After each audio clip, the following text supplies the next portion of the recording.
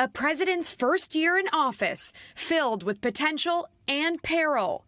Before Joe Biden was even sworn in, he knew the coronavirus pandemic would largely define the beginning of his term. To heal, we must remember. Honoring the hundreds of thousands dead on the eve of his inauguration.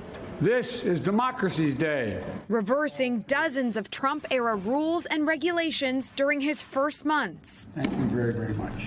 The Biden-Harris administration launching a massive campaign to get Americans vaccinated. It's time to act. We can reduce suffering in this country. Leading to the president's first legislative victory in March in the form of a $1.9 trillion COVID relief bill.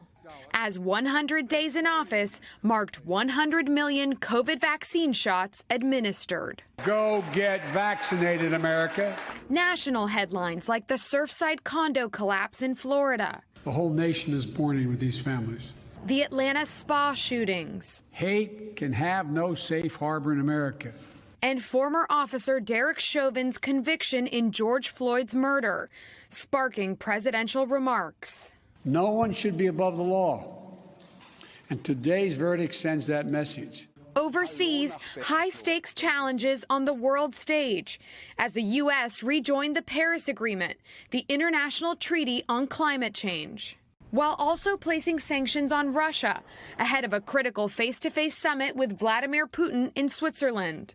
Yet it was Afghanistan that would move front and center after the president announced his decision to withdraw all troops from the country by the 20th anniversary of September 11th. We'll do it responsibly, deliberately, and safely. Underestimating how quickly the Taliban would take control, resulting in a chaotic and deadly evacuation. The buck stops with me, but I do not regret my decision. The president attending his first G20 summit in Rome, meeting with Pope Francis, and pledging to combat global warming at a major UN summit in Glasgow.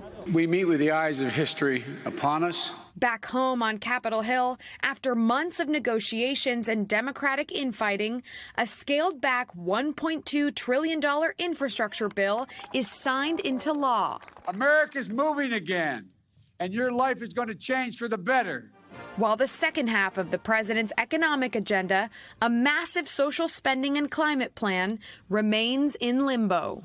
We're going to help America win the competition of the 21st century. We're getting back in the game. With much of his agenda still unfinished, the president will now take the country into a new year of change and challenges.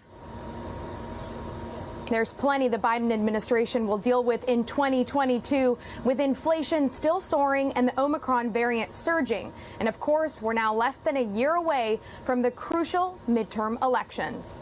Peter, Kristen. When policy turns to politics. All right, Monica Alba at the White House. Thank you, Monica. Hey, thanks for watching our YouTube channel. Find your favorite recipes, celebrity interviews, uplifting stories, shop our favorite deals, and so much more with the Today app. Download it now.